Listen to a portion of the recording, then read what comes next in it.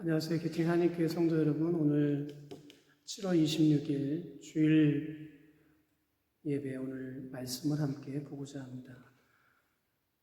오늘 하나님께서 주신 말씀은 이사야 61장 1절에서 11절까지의 말씀입니다. 제가 봉독해 드리겠습니다. 주 여호와의 영이 내게 내리셨으니 이는 여호와께서 내게 기름을 부으사 가난한 자에게 아름다운 소식을 전하게 하려 하십니다. 나를 보내사 마음이 상한 자를 고치며 포로된 자에게 자유를, 갇힌 자에게 노임을 선포하며 여호와의 은혜의 해와 우리 하나님의 보복의 날을 선포하여 모든 슬픈 자를 위로하되 무릇 시온에서 슬퍼하는 자에게 화관을 주어 그 죄를 대신하며 기쁨의 기름으로 그 슬픔을 대신하며 찬송의 옷으로 그 근심을 대신하시고 그들이 의의 나무 곧 여호와께서 심으신 그 영광을 나타낼 자라 일컬음을 받게 하려 하십니다. 그들은 오래 황폐하였던 것을 다시 쌓을 것이며 옛부터 무너진 것을 다시 일으킬 것이며 황폐한 성읍 곧 대대로 무너져 있던 것들을 중수할 것이며 외인은 서서 너희 양떼를 칠 것이요 이방 사람은 너희 농부와 포도원 지기가 될 것이나 오직 너희는 여호와의 제사장이라 일컬음을 받을 것이라. 사람들이 너희를 우리 하나님의 봉사자로 할 것이며 너희가 이방 나라들의 재물을 먹으며 그들의 영광을 얻어 자랑할 것이니라. 너희가 수치 대신에 보상을 배나 얻으며 능욕 대신에 몫으로 말미암아 즐거워할 것이라. 그리하여 그들의 땅에서 갑절이나 얻고 영원한 기쁨이 있으리라. 무릇 나 여호와는 정의를 사랑하며 불의의 강탈을 미워하여 성실히 그들에게 갚아주고 그들과 영원한 언약을 맺을 것이라. 그들의 자손을 문 나라 가운데 그들의 후손을 만민 가운데 알리리니 무릇 이를 보는 자가 그들은 여호와께 복받은 자손이라 인정하리라. 내가 여호와로 말미암아 크게 기뻐하며 내 영혼이 나의 하나님으로 말미암아 즐거워하리니 이는 그가 구원의 옷을 내게 입히시며 공의의 겉옷을 내게 더하심이 신랑이 사모를 쓰며 신부가 자기 보석으로 단장함 같게 하셨습니다. 땅이 싹을 내며 동산이 거기 뿌린 것을 움돋게 함같이 주 여호와께서 공의와 찬송을 모든 나라 앞에 솟아나게 하시리라. 아멘. 저희는 계속해서 이사야 말씀을 통해서 구약에 선포된 복음을 나누고 있습니다. 오늘 말씀은 많은 성경 구절 중에서도 아주 특별한 의미가 있습니다. 왜냐하면 예수님께서 사역을 시작하실 때 이 말씀을 사람들에게 읽어주셨고 그리고 이 말씀이 이루어졌다고 선포하셨기 때문입니다. 지상에서 예수님이 하실 모든 사역은 철저히 오늘 본문 말씀, 특히 1절에서 3절의 말씀을 이루시기 위한 것이었다고 말씀하는 것입니다. 다시 말하면 예수님은 30세에 갑자기 소명을 받으셔서 하나님의 일을 시작한 것이 아니라 예수님이 나시기 700년 전에 이미 예언되었던 말씀 속 주인공이라는 뜻입니다. 예수님에 따르면 오늘 본문 1절에서 즉 주 여호와의 영이 내게 내리셨으니 이는 여호와께서 내게 기름을 부으사 가난한 자에게 아름다운 소식을 전하게 하려 하심이라. 나를 보내사, 이 구절에서 이 나가 단지 예언자 이사야를 말하는 것이 아니라 기름 부음 받은 자라는 뜻을 가진 메시아를 가리키는 것이고 메시아 예수 그리스도 자신이라고 하는 말입니다. 이렇듯 구약 성경은 그리스도를 가르치고 있습니다. 루터는 만일 당신이 올바르고 확실한 성경 해석을 원한다면 항상 그리스도 앞에 서라. 왜냐하면 그는 이 모든 것이 적용되는 분이기 때문이다라고 가르쳐줍니다. 오늘 말씀은 결국 예수 그리스도를 통해 주시는 깊은 소식을 우리에게 앞서 말해주고 있는 것입니다. 예수님께서는 자신이 세상에 오신 이유를 잃어버린 자를 찾아 구원하기 위한 것이요, 의인을 부르러 오신 것이 아니라 죄인을 부르러 오셨다고 하셨습니다. 또 예수님은 이스라엘 집에 잃어버린 양에게로 가신다고 하셨습니다. 병든 자를 치유하기 위해 오셨음을 또한 분명하게 하셨습니다. 잃어버린 자와 죄인들, 그리고 그런 자들을 부르는 대표적인 표현은 가난한 자라고 하는 말입니다. 그들은 마음이 상한 자이고 포로된 자이고 갇힌 자이고 슬픈 자이고 근심하는 자들이기 때문입니다. 예수님은 이들을 위해서 세상에 오셨고 이들을 버려두지 않고 오히려 그들을 고치고 위로하고 자유하게 하고 그들에게 기쁨을 주시기 위해, 그리고 그들이 찬송하는 인생으로 바꾸기 위해서 오셨던 것입니다. 이것이 예수님이 전한 복음이고, 오늘 말씀대로 바꿔 말하면 가난한 자에게 선포된 아름다운 소식입니다. 예수님이 그리스도이신 이유, 즉 메시아이신 이유는 하나님이 약속하신 구원의 소식을 전해주시고 이루어 주셨기 때문입니다. 예수님은 복음 자체이십니다. 세례 요한은 아름다운 소식을 전하는 자였지만 예수님은 아름다운 소식 그 자체요, 내용이었습니다. 아름다운 소식을 아름다운 소식 되게 하시는 분이고, 말씀이 공허한 소리가 아니라 말씀 되게 하시는 분입니다. 하나님이 주신 아름다운 소식, 기쁜 소식, 그리고 해방과 자유의 소식, 그 원인과 결과가 바로 예수 그리스도이십니다. 예수님이 세상을 구원하기 위해서 낮고 천한 모습으로 이 땅에 오신 것, 그리고 사람들에게 들려주시고 꿈꾸게 하신 하나님 나라에 대한 비전, 그리고 궁극적으로 십자가에 죽으시고 부활하신 역사적인 사건 그 자체가 복음입니다. 그래서 예수 그리스도를 믿으면 이사야에서 선포된 이 말씀과 예수님께서 성취하신 이 말씀대로 변화되는 것이고, 이 말씀대로 살아가게 됩니다. 그래서 더더욱 이 말씀은 가난한 자들에게 아름다운 소식이고 기쁜 소식입니다. 이사야 예언자는 누구보다 구체적이고 철저하게 예수 그리스도를 세상에 미리 알렸고, 예수님은 그것이 자신이라는 사실을 밝히신 것입니다. 오늘 말씀처럼 예수님은 하나님의 영으로 기름 부음을 받고 하나님의 말씀을 하신 분이셨습니다.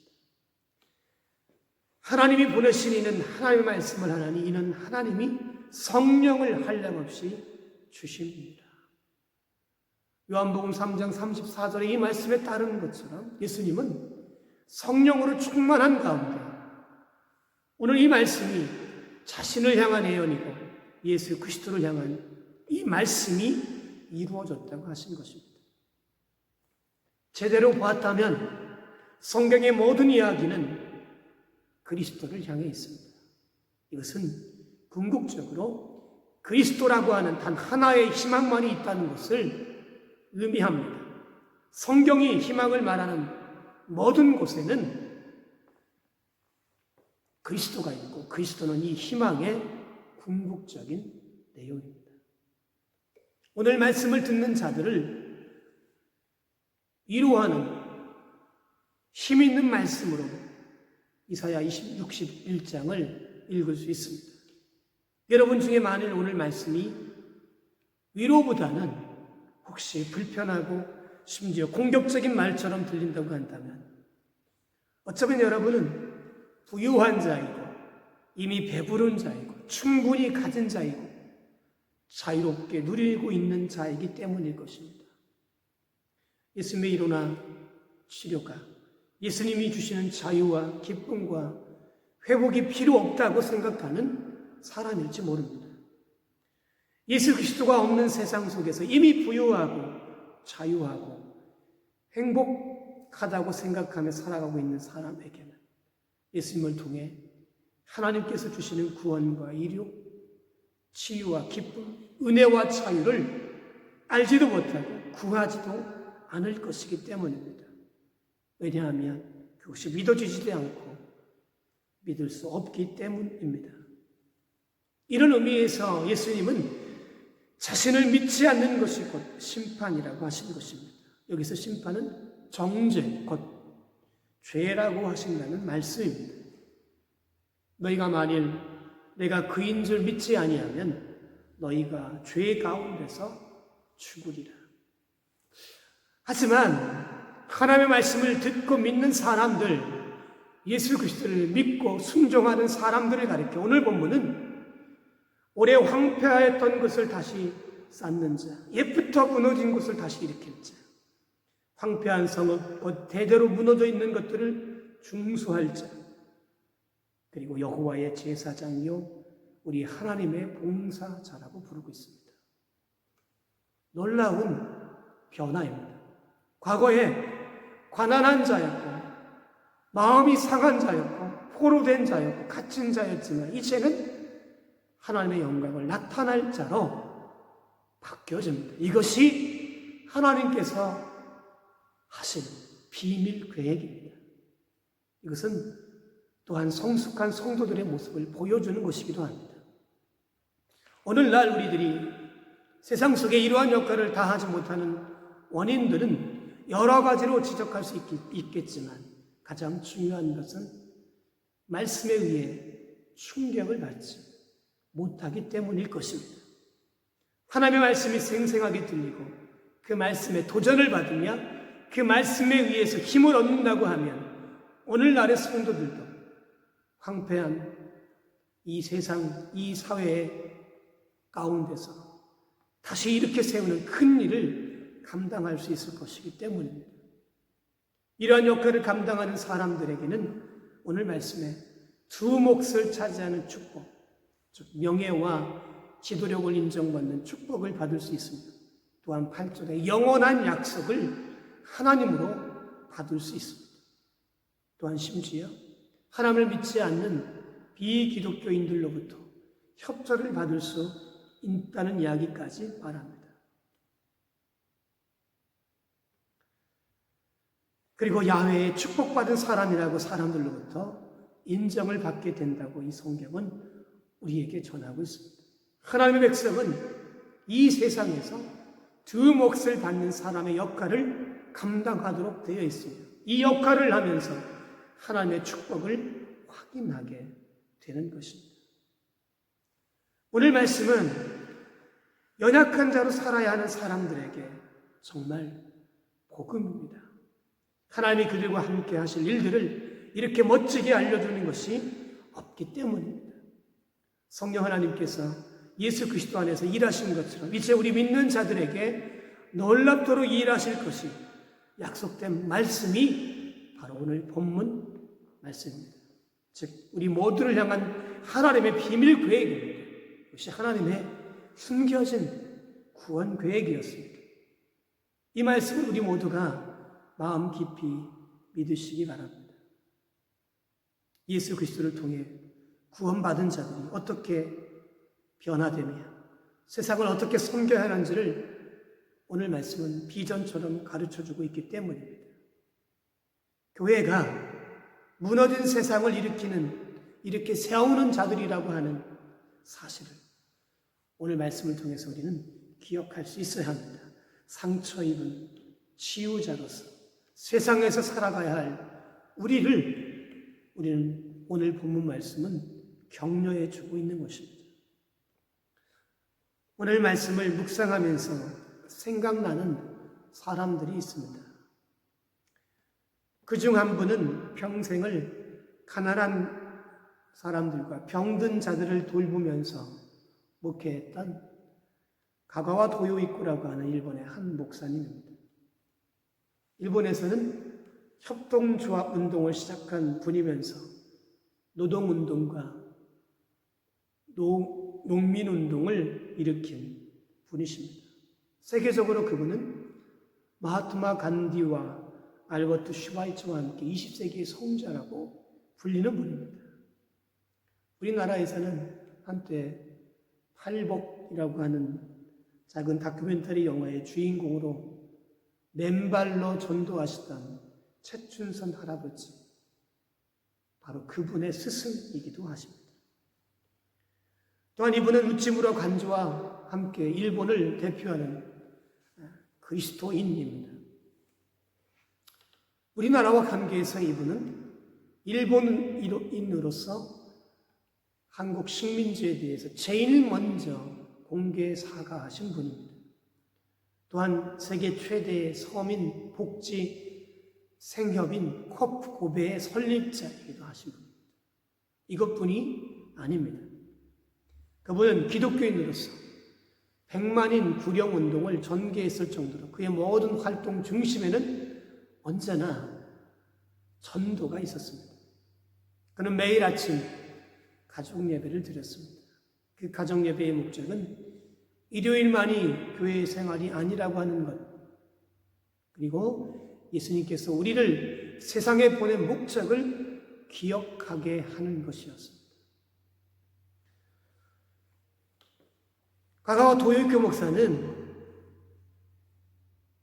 빈민운동과 노동운동 그리고 농민운동을 통해서 일본 사회운동의 기초를 놓았을 뿐만 아니라 이 일로 인하여서 그는 노벨 평화상 후보로 2번이나 추천되기도 했고 그의 글은 심지어 노벨 문학상 후보로 올라갈 정도로 훌륭했습니다.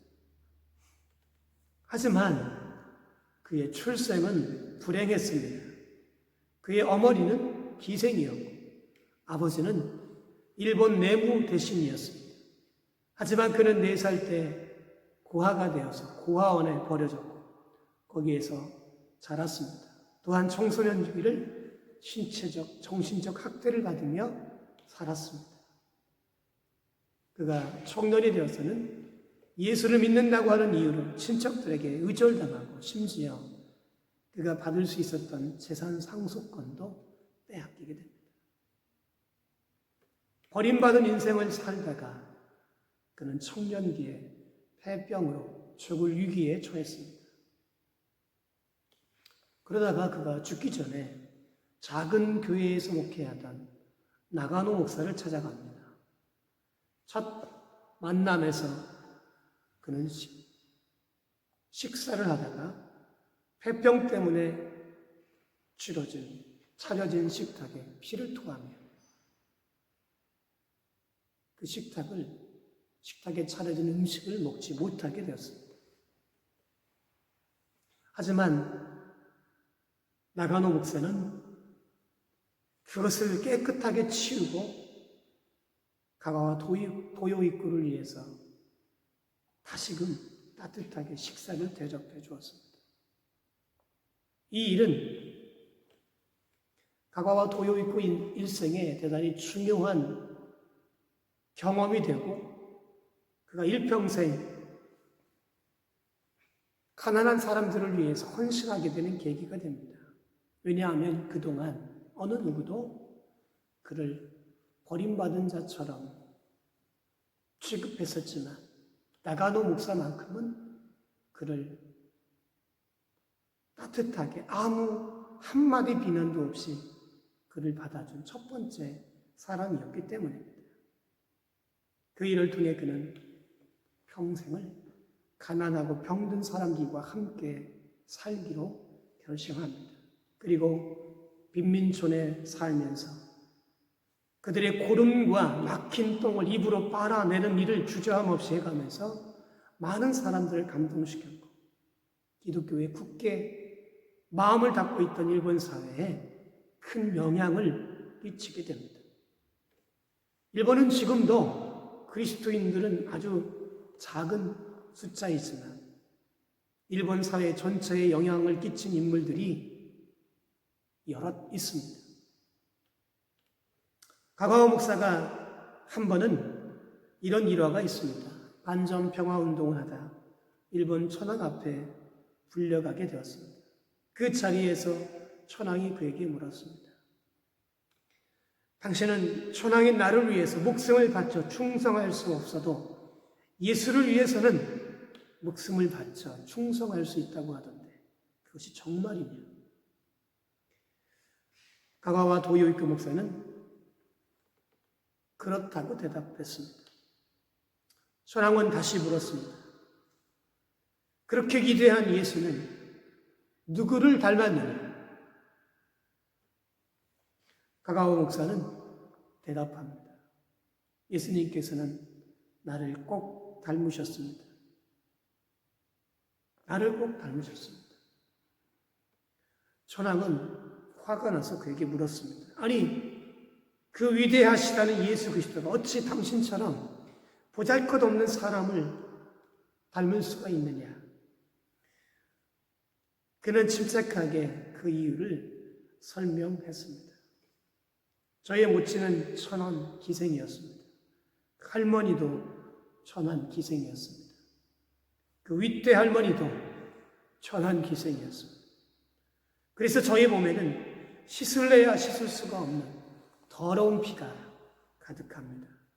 그런데 예수 그리스도께서 이렇게 낮고 천한 저에게 찾아오셔서 구원해 주시고 주님의 종으로 삼아주셨습니다.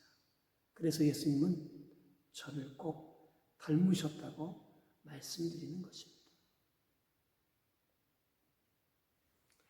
그는 살아있는 동안 황폐했던 사람들의 마음을, 상한 자들의 마음을 고치며 하나님의 일을 하는 사람이었습니다. 또한 오늘 본문을 묵상하는 가운데 생각난 교회가 있습니다. 그것은 세이비어 처치라고 하는 작은 교회입니다. 미국에는 큰 교회들이 많이 있지만 미국 내에서 가장 역동적인 공동체로 알려진 교회는 세이비어 처치라고 하는 작은 교회입니다. 이 교회가 세상에 보여준 것은 제가 항상 마음의 모델로 삼고 있는 교회 모습과 비슷합니다. 언젠가 우리 성도들과 공부하고 싶은 교회의 모델이기도 합니다. 또한 대표적인 선교적 교회이기도 합니다. 이 교회는 1947년 고던 코스비라고 하는 사람 그리고 몇몇 사람이 함께 자신의 시간과 재정을 기꺼이 영적인 훈련과 특수한 사역을 위해 헌신하는 사람들로 이루어진 작은 모임의 공동체 교회입니다. 미국 내 유명한 대형 교회들은 아니지만 세이비어 교회는 70년 동안 미국 사회를 실질적으로 바꾸는 일을 그런 사역을 해왔습니다. 오늘날 8개의 소규모 공동체로 흩어져 있는 이 세이비어 교회는 교인 수가 150명을 넘지 않습니다. 150명을 넘은 적이 없습니다. 하지만 그 교회는 매년 2천만 달러, 200억이 넘는 그 돈을 선교비로 집행하면서 다른 자들을 위한 삶, 타인을 위한 삶이라고 하는 목표를 실행해 왔습니다. 그 많은 재정을 사람들이 기꺼이 이 교회 공동체에 맡기면서 이 교회가 집행하도록 하고 있는 것입니다. 그것은 이 교회 공동체가 보여준 일관된 내적, 외적 그 태도와 모습 때문입니다. 세이비어 교회는 안으로는 깊이 있는 영성을 훈련함으로써 이웃과 하나님과 소통하고 사회를 향해서는 죄로 인해서 고통당하는 상처받은 이웃을 섬기면서 하나님께서 주신 화해의 사역을 감당해 왔습니다. 정부도 손을 놓고 있었던 워싱턴 빈민가에서 이웃들을 위한 주택 임대 사업을 벌이고 거의 방치하다시피 한 아동들을 위한 교육 사업을 하고 지역 주민들과 소통을 위한 또 워싱턴 지역 최초의 커피하우스인 토기장이집, 포토하우스, 사역 등을 하면서 우리가 발을 디디고 사는 실제 이 세상에서도 하나님 나라의 좋은 소식을 선포해 왔습니다. 이 교회가 이런 세상에서 역할을 할 수 있었던, 이런 역할을 할 수 있었던 이유는 철저하게 훈련되어서 세상에 나갔기 때문입니다. 세이비어 교회에서는 예배에 참석하는 모든 사람이 다 멤버십을 지닌 교인, 즉 정회원이 아닙니다.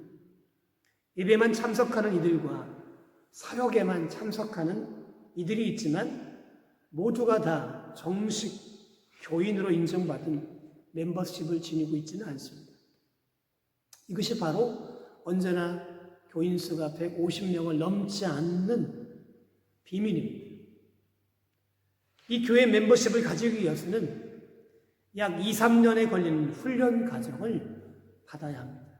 그 기간에 사람들은 5과목의 신학 수업을 받아야 하고 깊이 있는 기도 훈련을 받아야 합니다. 또한 교인이 되기 위해서는 매일 1시간 이상의 기도와 매년 2번의 주말 침묵 수련회에 참석하고 체정을 내려놓고 은사를 개발하는 등의 서약을 해야 합니다.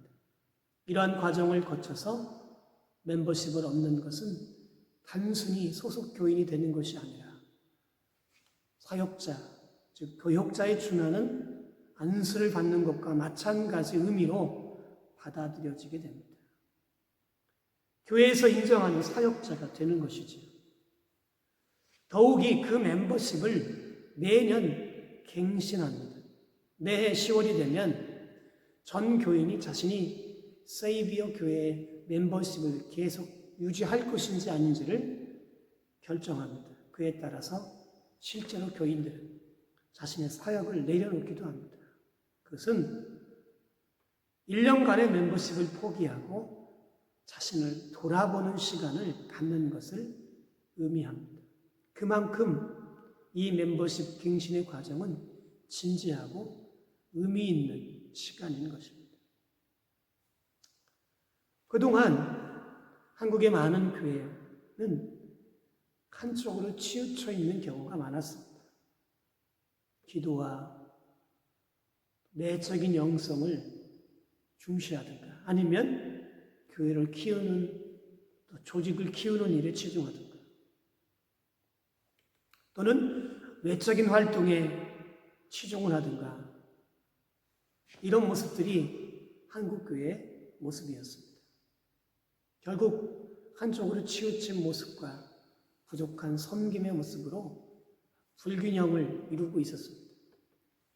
하지만 세이비어 교회는 이 두 과정을 철저하게 어느 한쪽만 강조해서는 안 되고 균형을 잡혀서 서로를 더욱더 풍성하게 만드는 필수적인 요소임을 강력하게 입증하고 있는 교회이기도 합니다. 행동하기 이전에 그리스도인으로 구원받은 자로 존재하는 것이 얼마나 중요한지를 알려주고 있기 때문입니다.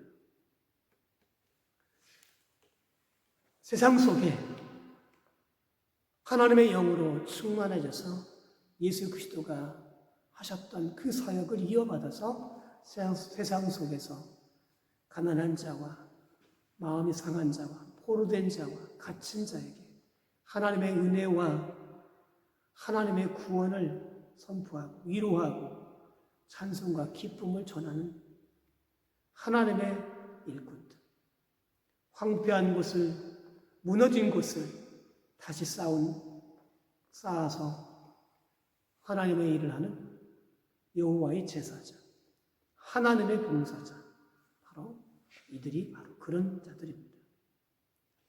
오늘 본문 3절에서 6절까지 이 말씀을 읽으며 우리에게 주신 하나님의 말씀을 다시 한번 들을 수 있기를 바랍니다. 우리 교회와 여러분 각자에게 주시는 비전을 이 말씀을 읽으면서 다시 한번 깨달을 수 있게 되기를 원합니다. 무릇 시온에서 슬퍼하는 자에게 화관을 주어 그 죄를 대신하며 기쁨의 기름으로 그 슬픔을 대신하며 찬송의 옷으로 그 근심을 대신하시고 그들이 의의 나무 곧 여호와께서 심으신 그 영광을 나타낼 자라 일컬음을 받게 하려 하십니다. 그들은 오래 황폐하였던 것을 다시 쌓을 것이며 옛부터 무너진 것을 다시 일으킬 것이며 황폐한 성읍 곧 대대로 무너져 있는 것들을 중수할 것이며 외인은 서서 너희 양떼를 칠 것이요 이방 사람은 너희 농부와 포도원지기가 될 것이나 오직 너희는 여호와의 제사장이라 일컬음을 받을 것이라. 사람들이 너희를 우리 하나님의 봉사자라 할 것이며 너희가 이방 나라들의 재물을 먹으며 그들의 영광을 얻어 자랑할 것이다. 함께 기도하시겠습니다. 사랑하는 아버지 하나님, 세상 속에 버려진 자로, 가난한 자로, 상처 입은 자로, 갇힌 자로, 포로된 자로 살던 자들이 예수 그리스도를 통하여 구원받고 치유받고 위로받고 기쁨과 찬성을 얻을 수 있는 자들로 바꿔가셨던 그 놀라운 일들을 아버지 오늘 말씀에서 이미 오래전에 선포하시고 그리고 이 말씀은 오늘도 성령으로 충만하여 그리스도 안에서 구원받은 자들이 이 땅에서 이 세상에서 얻어야 될 구원과 해야 될 이 비전임을 아버지 저희가 깨닫기 원합니다. 아버지 하나님, 교회가 하나님의 자녀들이 아버지 하나님, 하나님의 구원과 하나님의 사랑을 받았음에도 이 세상을 향하여 주님께서 하셨던 그 사역과 하나님께서 하셨던 그 일을 하지 못하는 것을 봅니다. 주님, 저희들이 다시금 오늘 말씀을 통하여 구원 얻은 우리의 감격을 회복하며 우리가 또한 무너진 것을, 황폐한 것을 다시금 일으켜 세우는 자들로 하나님께서 이 땅에 세우신 의의 나무로 하나님의 영광을 드러낼 자로 하나님의 일을 감당할 하나님의 봉사자로 주님 쓰임받기 원합니다. 주님, 저희가 이 비전을 저희 자신과 우리 교회에게 주신 것으로 받으며 주님, 우리가 이 땅에서 어떻게 살아야 하는지 아버지 깊이 있게 고민하며 훈련되며 이 세상을 향하여 나갈 수 있도록 주여 도와주시옵소서. 예수 그리스도의 이름으로 감사하며 기도하고 이제는 우리 주 예수 그리스도의 놀라우신 은혜와 아버지 하나님의 크신 사랑과 성령 하나님의 감동과 역사하심이 하나님의 귀한 봉사자와 사역자로 무너진 곳을 다시 세우는 자들로 슬픈 자로 위로하고 가난한 자들에게 그리스도의 복음 아름다운 소식을 전하며 하나님의 일을 할 자들로 오늘도 결단하며 세상으로 가는 당신의 귀한 자녀들 머리 위에 지금부터 영원토록 함께 하시기를 간절히 축원하옵나이다.